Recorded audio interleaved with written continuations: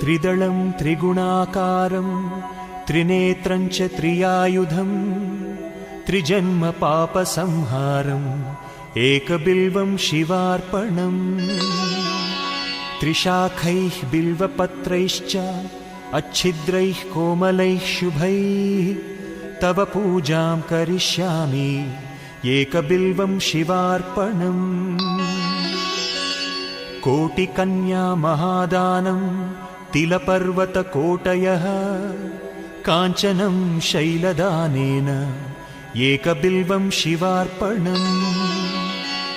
काशीक्षेत्रं निवासं च कालभैरवदर्शनं प्रयागे माधवं दृष्ट्वा एकबिल्वं शिवार्पणम् इन्दुवारे व्रतं स्थित्वा निराहारो महेश्वरा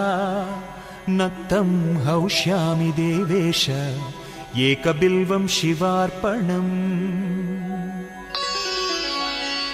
रामलिङ्गप्रतिष्ठा च वैवाहिककृतं तथा तटाकादि च सन्तानम् एकबिल्वं शिवार्पणम् अखण्डबिल्वपत्रं च आयुतं शिवपूजनं कृतं नाम सहस्रेण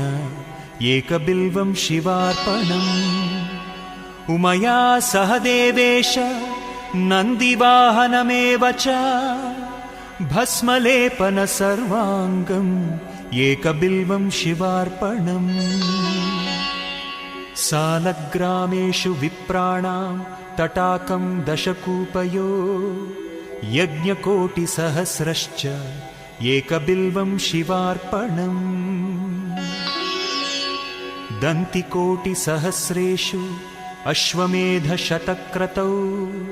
कोटिकन्या महादानम् एकबिल्वं शिवार्पणम् बिल्वानां दर्शनं पुण्यं स्पर्श